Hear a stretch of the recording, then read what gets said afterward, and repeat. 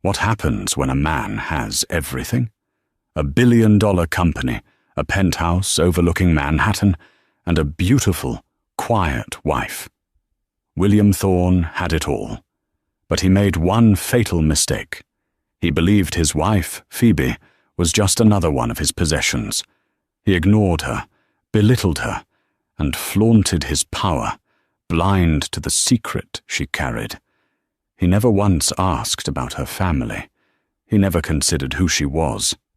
He was about to find out.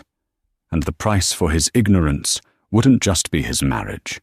It would be his entire empire. The penthouse on the 80th floor of 157 wasn't a home. It was a statement. Floor-to-ceiling windows framed Manhattan like a captive masterpiece. The furniture was minimalist, chosen by an expensive interior designer, and held the warmth of an ice sculpture. This was William Thorne's world. He was the CEO and founder of Auratech, a name synonymous with predictive AI and ruthless market domination. At 38, he was the king of a digital empire he had built from nothing, and in this glass tower lived Phoebe. To William, Phoebe was the perfect wife. She was beautiful in a quiet, unassuming way, like a rare book no one else knew how to read. She was gentle, spoke softly, and most importantly, she never made demands. She was the calm, elegant backdrop to his explosive, high-stakes life. He had met her at a small gallery opening 2 years ago. She'd been introduced as Phoebe, just Phoebe. He found her simplicity refreshing. She was an artist who painted abstract landscapes, a hobby he found quaint. He married her because she was the only person in his life who didn't seem to want anything from him. He was tragically mistaken. "The board is panicking," William snapped, loosening the $800 silk tie from his neck and throwing it onto a marble console. He didn't look at Phoebe, who was curled on a vast white sofa, reading a hardcover book. "Is it about the Helios proposal?" Phoebe asked, her voice soft. William finally glanced at her, his blue eyes sharp and dismissive. "What would you know about the Helios proposal?" "I read the financial summaries you left on the table," she said simply, not rising to his bait. "It seems aggressive." "Aggressive?" He barked a short, humorless laugh. "Aggressive doesn't begin to cover it, Phoebe. They're trying to bleed me dry. It's a coordinated short-sell attack masked as a merger. They're sharks, and they smell blood." He paced the length of the window, his reflection marching alongside him. "I need to focus. I'm having dinner with the board members tonight. Don't wait up." "William," she said, placing a silk ribbon to mark her page. "You haven't had dinner at home in 3 weeks. We were supposed to attend the hospital benefit tonight. I laid out your tuxedo." He stopped pacing and glared at her. It was the look that made his executives tremble. "A hospital benefit? Are you serious? My company is under attack. My entire net worth is on the line.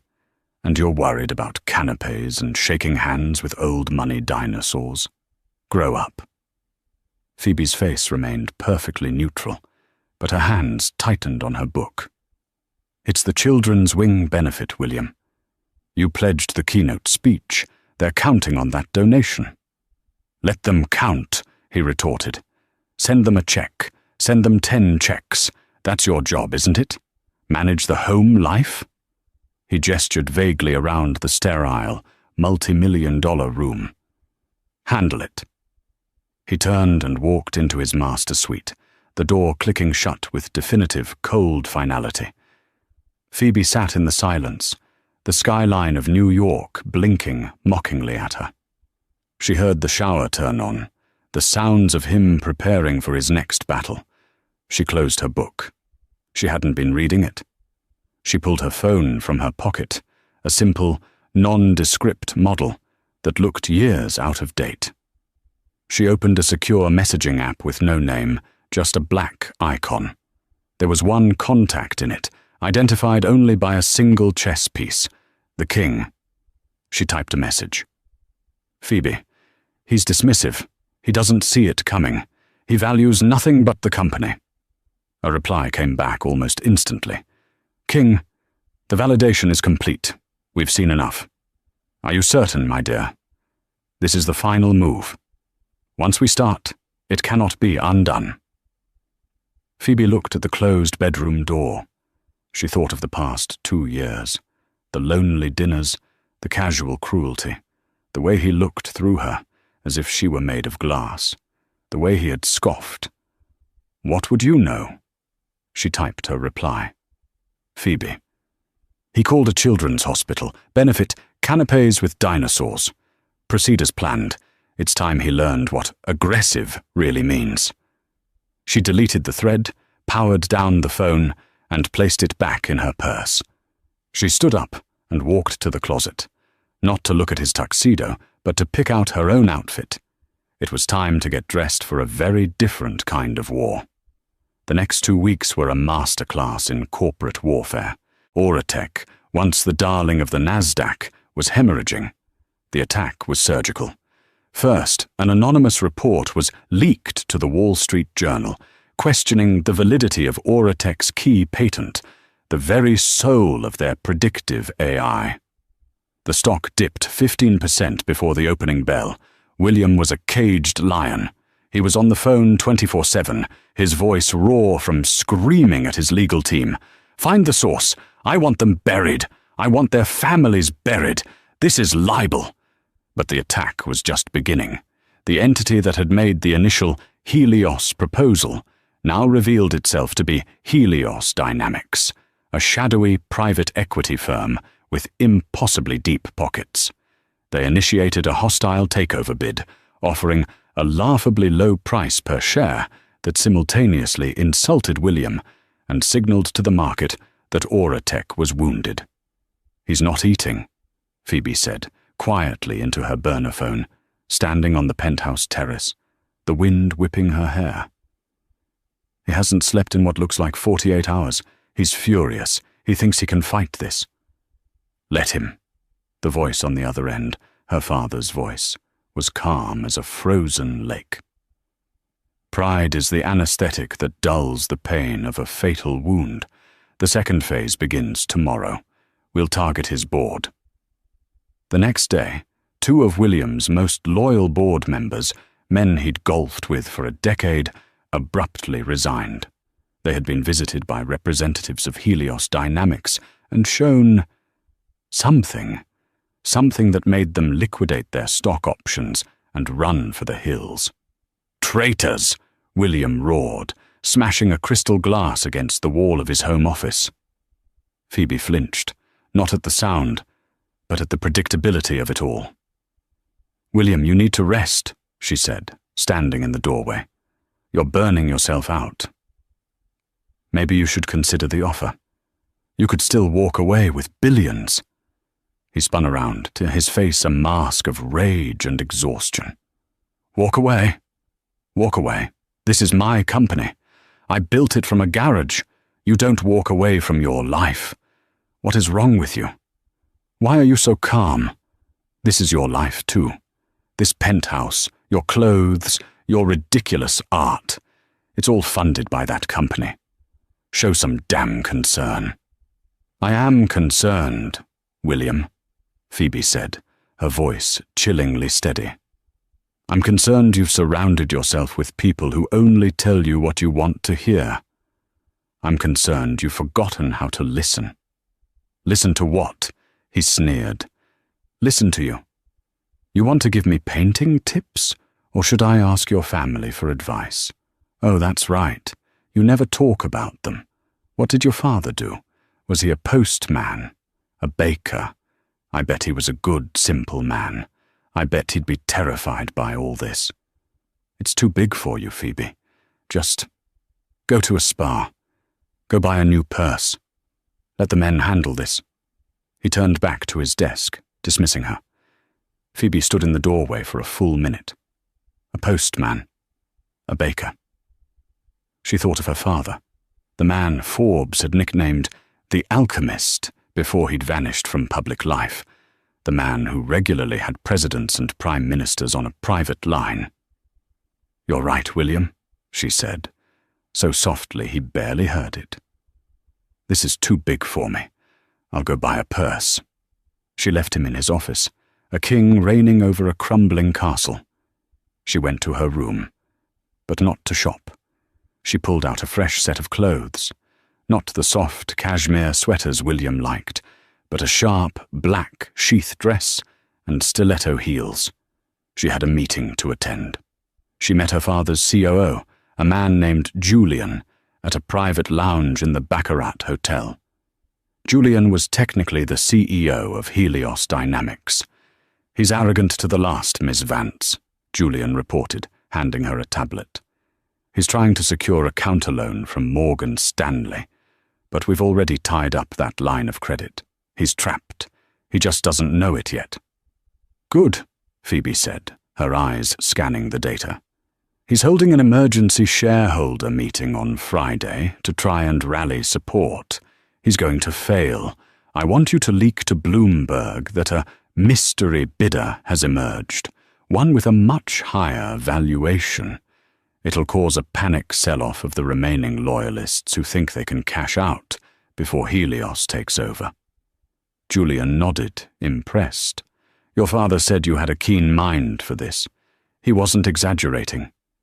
"My father taught me to play chess," Phoebe said, sipping her water. "William only knows how to knock the pieces off the table. Let him. We'll be the only ones left to put them back." William Thorne was drowning, and he was trying to drag the whole world down with him. The Bloomberg leak had been a catastrophe. His remaining shareholders were in open revolt. His stock was in freefall. He had one last card to play: perception. The annual Titans of Tech Gala was in 2 days. It was the most exclusive, high-profile event in the industry. "I have to go," he announced to Phoebe, pacing the living room. His suit was rumpled, his hair unkempt. "I have to show them I'm not beaten. I have to project strength." "That's a bad idea, William," Phoebe said, not looking up from her laptop. She was managing the logistics of her father's arrival in New York. "You look terrible. They'll see the desperation on you." "I have to go," he yelled, "and you are coming with me. You will put on your most expensive dress, you will smile, and you will look like you adore me. No one can suspect there are problems. Not at work, and not at home." Phoebe's fingers paused on the keyboard. "You want me to be an accessory?" "I need you to be my wife," he shot back. "Is that too much to ask?" Phoebe looked at him, truly looked at him. The arrogance was still there, but it was brittle now, like a thin sheet of ice over a dark, deep ocean of fear. "No, William," she said, closing the laptop. "It's not too much to ask. I'll be there." The night of the gala, the ballroom at the Met was dripping with diamonds and tech royalty. William, fueled by a dangerous mix of adrenaline and 2 beta blockers, plastered a wide, false smile on his face. He schmoozed, he shook hands, he laughed too loudly. Phoebe was a perfect statue by his side, elegant in a simple, dark emerald gown. She was, as he'd requested, smiling, but her eyes were cold, watchful. The trouble started near the champagne fountain. Isabella Vance, William's ambitious and cruel chief operating officer, cornered them. Isabella had long made her disdain for Phoebe clear, and her romantic ambitions for William even clearer. "William, darling, you look exhausted," Isabella purred, sliding her hand up his arm. She was wearing a blinding red dress. She completely ignored Phoebe. "We need to talk about the emergency meeting. I have a new strategy." "Not now, Isabella," William said, trying to pull his arm away. He needed to look like a stable husband. Isabella's eyes flickered to Phoebe with pure venom. "Oh, of course. You're playing the devoted husband. It's a shame your wife doesn't seem to understand the stakes. She looks like she's at a funeral." I'm sure Phoebe is just tired, William said dismissively, eager to move on. Or maybe she's just out of her depth, Isabella said, her voice loud enough for the people nearby to hear. I mean, really, Phoebe, what do you do all day? Paint your little pictures? It must be so stressful managing the household staff. Tell me, do you even understand what a hostile takeover is? Phoebe met her gaze. I understand it's what happens when a company's leadership becomes complacent and over-leveraged. Isabella's smile faltered for a second, surprised by the articulate response, but she recovered quickly. Oh, she reads. How cute. She turned to William. Honestly, William, I don't know how you do it. Running an empire and then coming home to this. Such a burden.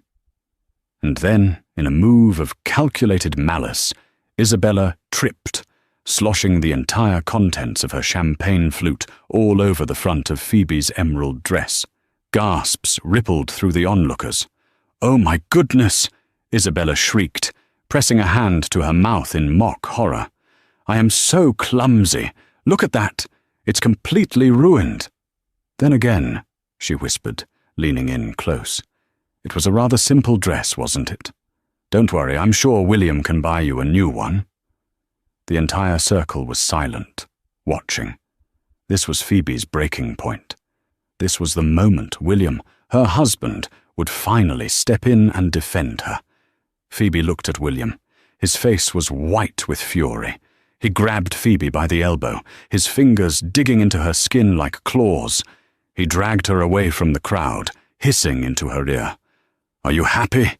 He seethed, his voice a low, vicious rasp. You embarrassed me. You just stood there and let her do that. You made me look weak.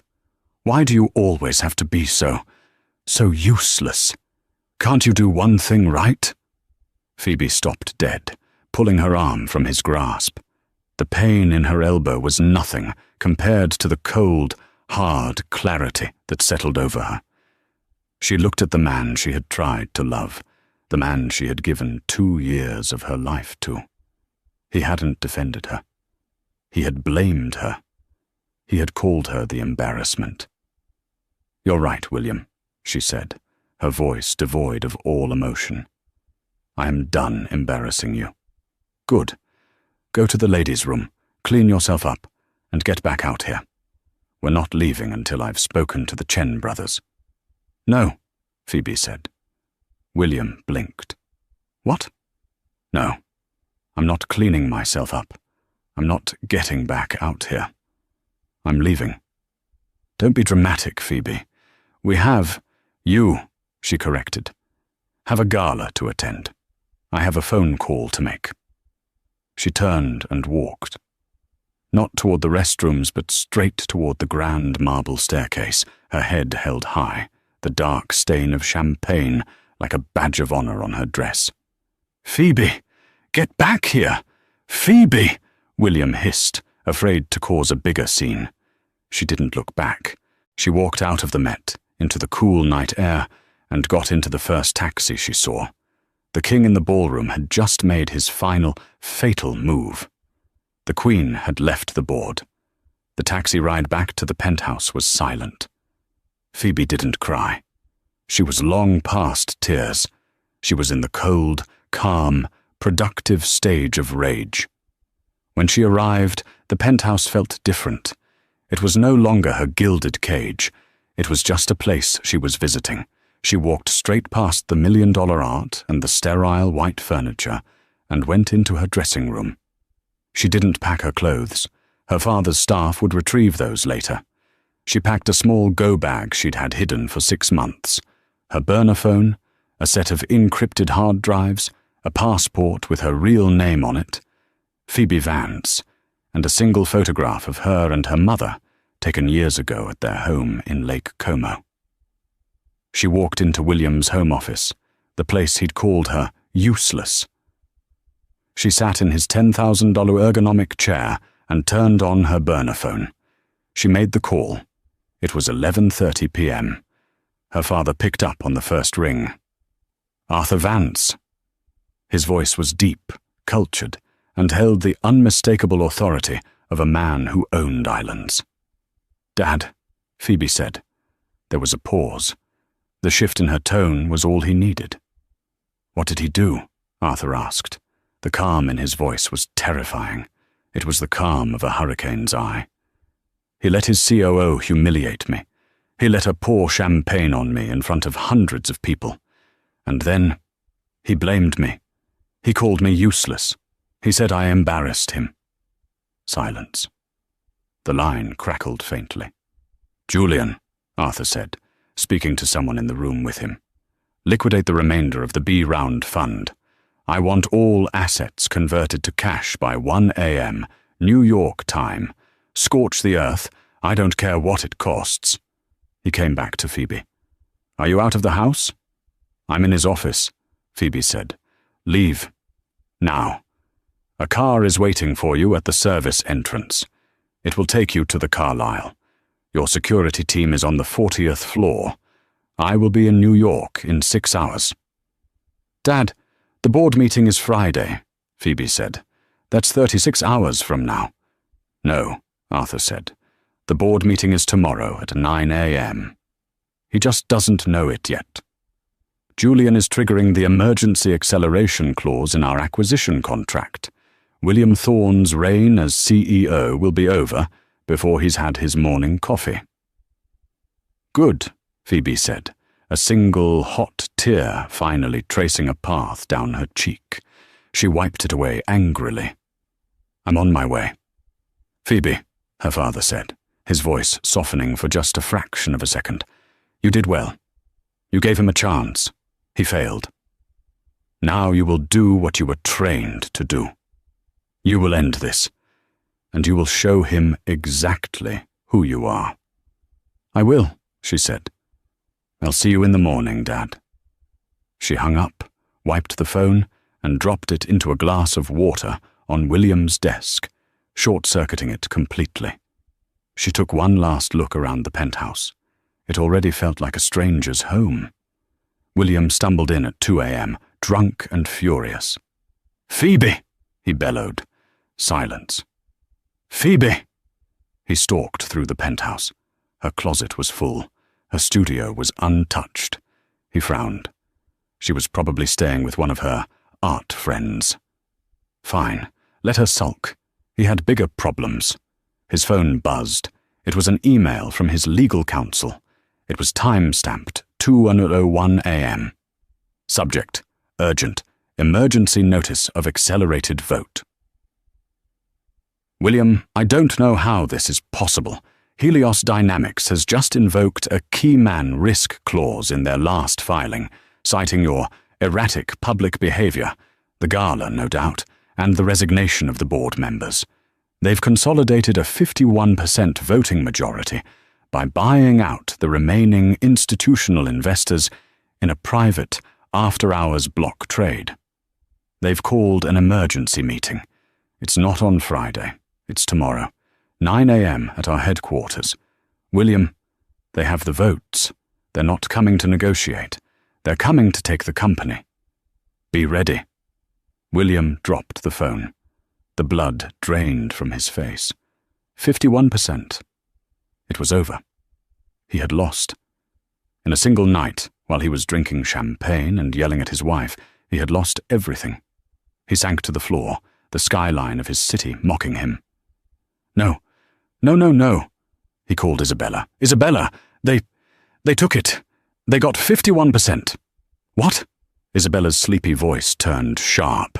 "How? Who has that kind of liquid capital?" "I don't know," William cried, his voice breaking. "Helios. It's all Helios. We have to be there. 9 a.m. We'll fight them." "William," Isabella said, her voice suddenly cold as steel. "There is no we. You're on your own. I'm not tying my career to a sinking ship." The line went dead. William sat alone in the dark, a billionaire with nothing.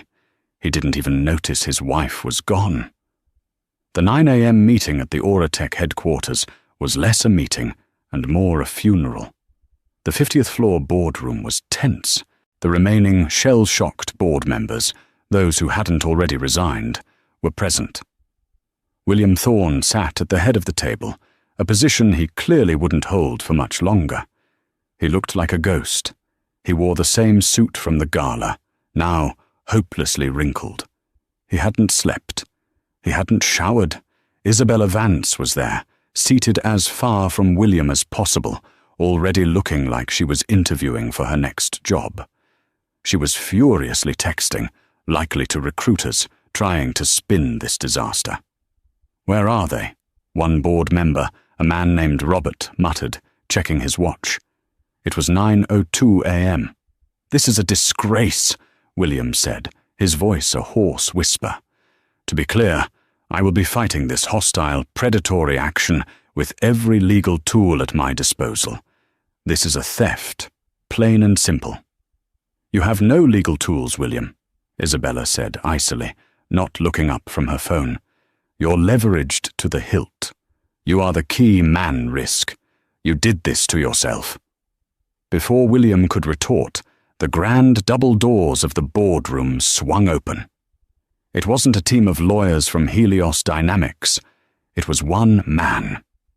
He was in his late 60s, with a perfectly tailored charcoal suit, a shock of silver hair, and eyes so sharp they could cut diamonds. He radiated an aura of power so immense it seemed to suck the oxygen from the room. The board members who had been whispering fell silent.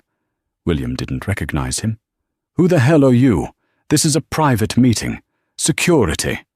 The man smiled, a thin, dangerous expression. "Security reports to me now, Mr. Thorne." He walked to the head of the table, placing a slim leather briefcase down. Robert, the board member, suddenly gasped, his face going pale. "My God, I don't believe it. You're Arthur Vance, aren't you?" The name hung in the air.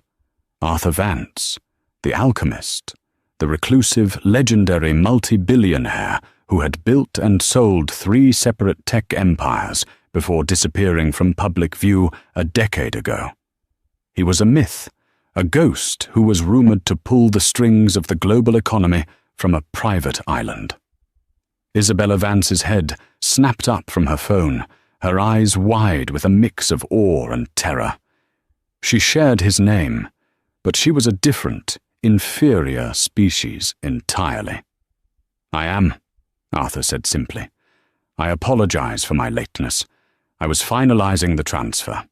As of 8:51 a.m. this morning, I, through my holding company, Helios Dynamics, am the sole majority owner of Auratech. This meeting is a formality. I am here to announce the dissolution of the current board." The room was in stunned silence. William looked like he'd been shot. "Vance? Arthur Vance? But why? Why Auratech? It's small time for you. Why this company? Why me?" Arthur Vance held his gaze. His smile was gone. "It was never about the company, Mr. Thorne.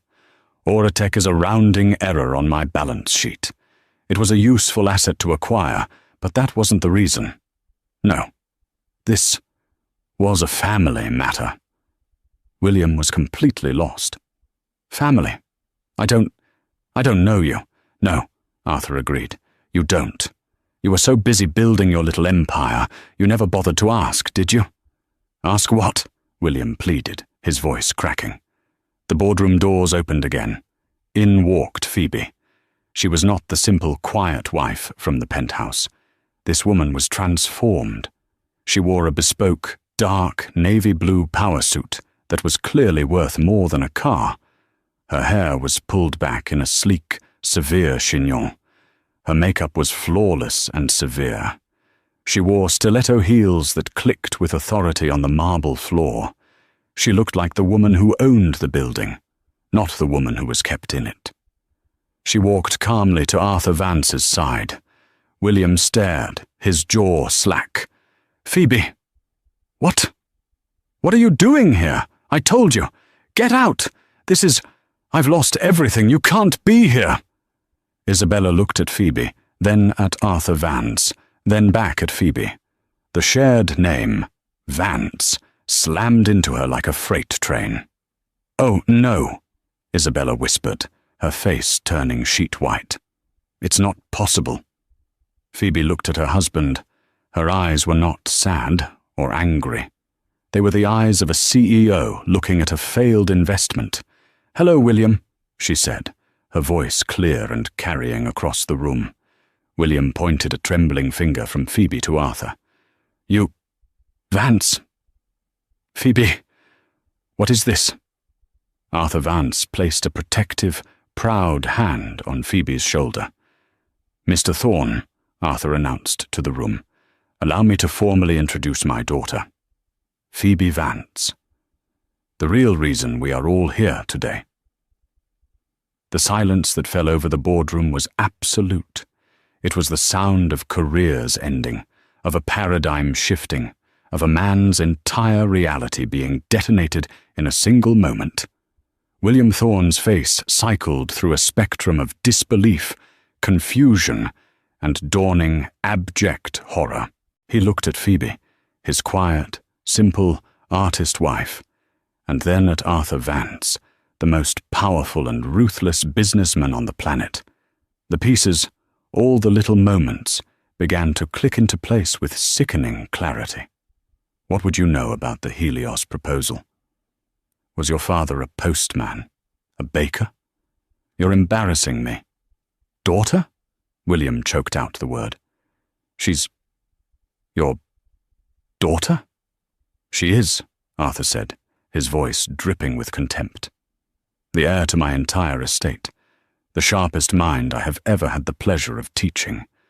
A woman who, for reasons I still struggle to understand, wanted to see if she could be loved for herself, and not for the Vance name. She chose you, Mr. Thorne. She chose to give you her time, her loyalty, and her quiet, brilliant support. He took a step forward, his gaze sweeping over William's disheveled form. And you thought she was an ornament. You ignored her. You belittled her. You dismissed her insights which I assure you would have saved this company a dozen times over. You treated my daughter, like a household servant. William turned his desperate, pleading eyes to Phoebe. "Phoebe, please, I didn't know. Why didn't you tell me? We can fix this. I love you." Phoebe laughed.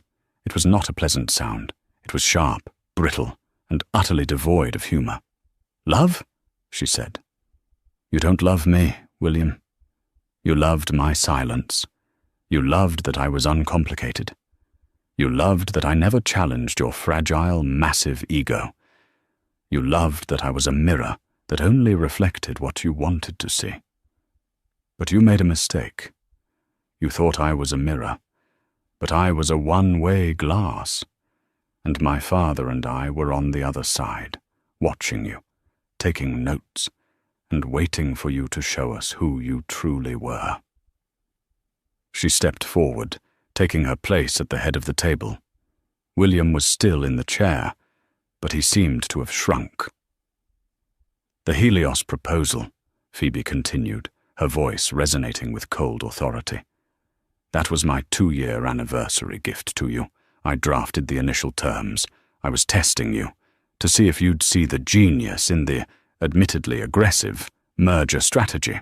I thought, maybe this will get him to see me, to see my mind. But you just scoffed and threw the file on the floor." "The leaked patent report?" she went on, ticking points off on her fingers. "That came from my father's R&D archives. That patent was a copy of his work from 1998. You didn't build Auratech from nothing, William. You built it on a foundation you stole during your time as an intern at Vance Industries 20 years ago. You just didn't know who you stole it from." William went paler than the marble table. That's a lie." "Is it?" Arthur cut in. "We have the original server logs, the theft, the gala, the verbal abuse. It all just made this final decision so much easier." Phoebe's eyes flicked to Isabella, who looked like she was about to be physically ill. Isabella, Phoebe said. Miss Vance, Isabella stammered. I had no idea. What I said, what I did, it was a joke. I've always admired you. You spilled champagne on me, Phoebe said flatly. You called me a burden. You actively and repeatedly tried to sabotage my marriage. Please, I'll do anything. I'm a valuable asset to this company. Phoebe looked at her. No. You're a sycophant, and worse, you're a sloppy one. Your services are no longer required. Security will escort you from the building. Your personal effects will be mailed to you. You have 5 minutes. 2 large men in black suits, who had been standing by the door, moved in and flanked Isabella. This way, ma'am. Isabella, tears of rage and humiliation streaming down her face, was marched out of the room. Phoebe then turned her attention back to the man she'd married. William, she said. Phoebe. Baby. Please, he whimpered. He actually slid from his chair onto his knees, crawling toward her. I'm sorry, I'm so sorry. I was stressed. I didn't mean it. I'll change. We can run the company together. Father and daughter, and son. We can be a family. Phoebe looked down at him, at this broken, pathetic man at her feet. There was no pity in her eyes, only judgment. You don't get it, do you? She said. This isn't a negotiation. This is a termination. You were my last and greatest failed project. She looked at her father. Dad? Arthur Vance smiled. He's all yours, my dear. Phoebe looked back at William. William Thorne, she announced, as the new acting chairwoman of the board and CEO of this company. My first official act is to accept your resignation. Effective immediately. I don't resign, he shrieked. It wasn't a request, Phoebe said. You're fired. For cause. Gross negligence. Patent theft. And, frankly, for being a spectacular idiot. Security, she called out. The same 2 men re-entered the room. Get your hands off me. William scrambled to his feet. This is my company. My name is on the wall. Not anymore, Arthur said. The holding company is already filing for a name change. I believe my daughter is partial to Vance Thorne Industries. William froze. Vance? Thorne? Phoebe smiled. Yes, I'm keeping your name on it. Just so every time you see it, every time you read about my successes, you remember exactly what you had, and exactly what you threw away. The security guards grabbed William by the arms. He was a billionaire one day, and in 24 hours, he was a man being forcibly ejected from his own life. You won't get away with this, he screamed as they dragged him toward the door. Phoebe, I love you. Phoebe, you're nothing without me. You're nothing. The doors closed, cutting off his desperate, hollow shouts.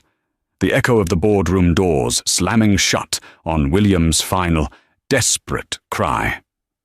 You're nothing, was devoured by the thick carpeting and the oppressive, stunned silence. The remaining board members, 6 men and 1 woman, who had all, in their own way, benefited from William's aggressive leadership, now sat frozen. They were captives, witnesses to an execution, and unsure if they were next. They stared at Phoebe as if she had just pulled off a mask to reveal an entirely different face, which, in every way that mattered, she had. Phoebe Vance stood perfectly still for a long moment, her back to the room. She was looking out the floor-to-ceiling window at the panoramic view of Central Park. It was the same view William had coveted, the one he'd used as a backdrop for his power. But to her it was just a map, a territory to be managed. She breathed in, slowly. The fabric of her navy blue suit felt like armor. For 2 years she had worn soft cashmere, silks, and cottons, the fabrics of a quiet, unassuming wife. This suit, a custom-tailored piece from her father's tailor in London, was stiff, sharp, and purposeful. It felt like home. She was no longer a reflection in William's glass tower. She was the tower. Finally, she turned. Her heels made no sound as she walked to the head of the table. Her table. William's chair was still pushed back, askew from his pathetic, kneeling plea. She ignored it, standing at the head, placing her palms flat on the gleaming mahogany. "Well," she said, her voice clear, calm, and cutting through the tension like a surgeon's scalpel. "That was theatrical." Arthur Vance, leaning against a side wall, chuckled. "You have a flair for it, my dear. Your mother always did love the theatre." She would have been exceptionally proud. "Though," he added, a twinkle in his eye, "she would have insisted you wear a better dress to the gala." A small, genuine smile touched Phoebe's lips, a sight so unexpected it made the board flinch. She would have, and she would have hated that shade of champagne. The smile vanished as quickly as it came. Phoebe's gaze swept across the pale faces at the table. "Ladies, gentlemen, let's be clear. Aura Tech, as you knew it, is dead. It was a house of cards built on a stolen patent, fueled by the ego of a man who believed his own press. It was, to be frank, an embarrassment." Robert, the board member who had first recognized Arthur, found his voice. "Ms. Vance, the company is fundamentally strong. The AI, the predictive models, the market share." "The market share," Phoebe interrupted, her voice dangerously soft, "was bought with unsustainable high-risk leverage. The AI is 20 years old, and the predictive models failed to predict this." She gestured to the empty chair. "So, no, Robert. The company is not strong. It's a hollow shell. But it has good bones, and my father and I are prepared to invest $20 billion to put real, innovative flesh on them." A collective gasp. 20 billion. That was more than the entire current valuation of the company. "This company," Phoebe continued, "will be restructured and integrated into the Vance Industries main portfolio, effective today. Which brings us to you."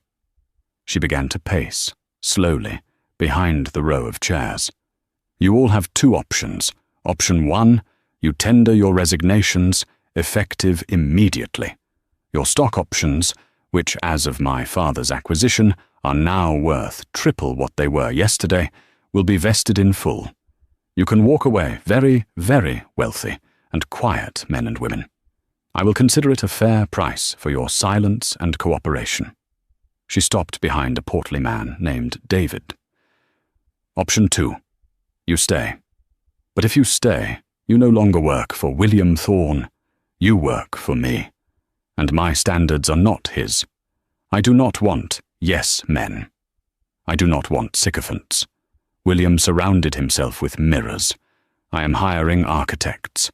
I demand brutal honesty, ruthless efficiency, and absolute loyalty. You will be expected to work twice as hard as you ever did for him. You will be building a real empire, not a fantasy, and I will fire anyone who cannot keep up. Am I clear?" Robert stood up so fast his chair nearly toppled. "Miss Vance," he said, his voice firm, I apologize. I apologize for not recognizing your talent, your presence. I worked under your father briefly in the 90s. If your leadership is half of what his was, it would be an honor to serve under you. I am at your disposal." Phoebe looked at him, her gaze analytical. "Thank you, Robert. I remember my father mentioning you. He said you were a decent financial mind, but lacked a spine. I'm glad to see you seem to have found one. Be in my office at 1 p.m. for a full strategy session, and bring your actual ideas this time, not the ones William always shouted down." Robert nodded, his face a mixture of shock and pride. "Yes, Chairwoman." "David," she said, still standing behind the other man. "David, sweating, scrambled to his feet. "Yes, Miss Vance, absolutely. Whatever you need. I've always said this company needed a new direction. Always. I think your vision is just brilliant. Truly." Phoebe stared at him, her face impassive. "David, you told William I was a lovely, simple creature at the Christmas party last year. You are a mirror. And I just said, I'm hiring architects. You have 1 hour to clear your desk. Take option 1. You're dismissed." David's face crumpled. "But, Miss Vance, please." "Security will show you out," she said, turning away. "To the rest of the board, 1 p.m., my office. Be prepared to defend your jobs. Now, get out." They fled. The room was quiet again. Arthur pushed off the wall, walking to his daughter. He placed his hands on her shoulders, his expression uncharacteristically soft. "Phoebe," he said. "Are you all right?" "I'm fine, Dad," she said, though she leaned into his touch for a fraction of a second. 2 years, he said, his voice a low rumble of residual anger. 2 years you let him disrespect you. When you first proposed this test of his, I thought you were insane. To hide who you are, to let a man like that." Phoebe stepped back, her composure locking back into place. "I had to know, Dad. I had to know if it was possible for someone to see me. Not the Vance name, not the inheritance, just Phoebe. I gave him every chance. I supported him. I gave him quiet advice, which he ignored. I tried to be the perfect supportive wife. He didn't deserve it," Arthur said. "No, he didn't," Phoebe agreed. "But he gave me a gift. He gave me the certainty that I was right. He wasn't just blind. He was willfully ignorant. He didn't want a partner. He wanted a pretty, silent possession. He failed the test, Dad. Miserably." She walked to the door of what was now her office. William's name was already being scraped off the frosted glass by a workman. "Now," she said, "let's get to work." She had just sat down behind the massive, obnoxiously large desk when her new assistant, a sharp, efficient woman named Grace, who had been on her father's payroll for years, buzzed. "Ms. Vance, I have the press release ready for your approval. The design team is in the lobby to discuss the office refit, and there's a problem. The press release can wait an hour. The design team can wait 2. What's the problem?" Phoebe said. "It's Mr. Thorne, ma'am. He's in the lobby. He's causing a significant scene, refusing to leave. He's demanding to see his wife." Phoebe sighed. A loose end. "Put the lobby security feed on my monitor. Sound on." A screen flickered to life. There he was. William. His suit was torn where the guards had grabbed him. His hair was wild. He was weeping, fat, ugly tears streaming down his face. "You don't know who I am," he was screaming at a stoic security guard. "I built this building. I am Auratech. You let me up. I need to see my wife. Phoebe, Phoebe, they're hurting me." It was pathetic. Phoebe felt a flicker of something. It wasn't pity. It was disgust. The same disgust she'd feel looking at a spoiled piece of fruit. As she watched, her old personal cell phone, the one she'd had as Phoebe Thorne, began to vibrate on the desk. She looked at it. She looked at her father. Arthur raised an eyebrow. Phoebe pressed the speakerphone button. "Hello, William." His voice, a desperate, hysterical sob, filled the room. "Phoebe. Oh my God, baby. Thank God. You have to help me. They won't let me up. These animals, they threw me out. Tell them. Tell them who I am." "I think they know exactly who you are, William," Phoebe said, her voice as cold as the glass in front of her. "You're a man who's trespassing." No, stop this. This isn't you. It was your father. He did this, didn't he? He tricked us. He turned you against me. Phoebe, it's our company, Ours. We can fight him together. I'm sorry. I'm sorry about the gala. I'm sorry about everything. I love you. Just come down here and fix this." "There's nothing to fix, William," Phoebe said. "It was never ours. It was yours, built on a lie. And now, it's mine." The sobbing stopped. A new, familiar tone replaced it. The cold, snarling rage she'd heard in the penthouse. You bitch," he seethed. "You did this. You planned this. All of it. You trapped me. You were playing me this whole time. You're nothing. You're just like him. You're a cold, empty, soulless—" Phoebe pressed the end call button. She held her finger on his contact name and pressed block. She then buzzed her assistant. "Grace." "Yes, Miss Vance." "Send a personal check from my account for $10,000 down to the lobby. Have security give it to Mr. Thorne." Arthur smiled. Generous. "And a note," Phoebe continued. "The note should read, 'For your services. Consider it a severance. Do not contact me or any member of my family again. All future correspondence will be from my lawyers.'" "Yes, ma'am. And Grace? Have him formally trespassed, permanently. If he steps foot on this property again, he is to be arrested on sight." "Understood, Miss Vance." The line clicked off. Phoebe turned back to the monitor. She watched as a security supervisor approached William, handed him the check and the small note. She watched him read it. She watched his face contort in a final, agonizing mask of pure, impotent fury. He crumpled the check and threw it, but one of the guards calmly picked it up and stuffed it into William's suit pocket.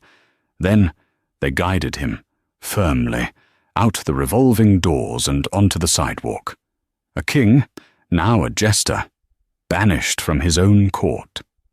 Phoebe switched off the monitor. "That," Arthur said, "was exceptionally cold, Phoebe. The 10,000, a beautiful touch." "It's what I paid for an abstract painting last week," Phoebe said, pulling a stack of files toward her. The artist was terrible. It felt appropriate.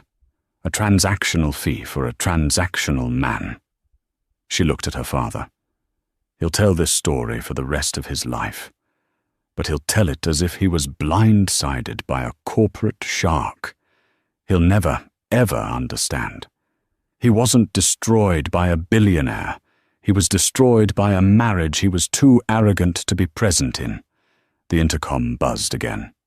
"Miss Vance, the board is assembled for the 1 p.m. meeting." Phoebe stood, smoothing her suit jacket. She looked at her father. "Coming?" Arthur Vance smiled, a true, proud smile. "I wouldn't miss it for the world, chairwoman." Phoebe walked out of the office, the click of her heels on the marble floor the only sound. The king was dead. Long live the queen. In the end, William Thorne wasn't a victim of a corporate takeover. He was a victim of his own ego. He had a diamond in his house, and he treated it like common glass.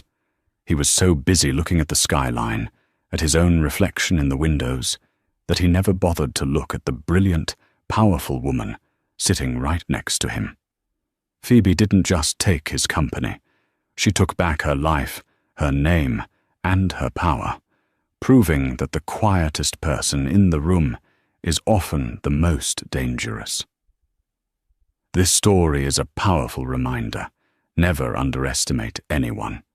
The person you ignore today might just be the one signing your termination papers tomorrow. What did you think of Phoebe's revenge? Was it justified? Let us know in the comments below. If you loved this story of karma and dramatic justice, please hit that like button, share it with someone who needs to see this, and most importantly, subscribe to our channel for more real-life drama stories every single week. We read all your comments, so thank you for your support.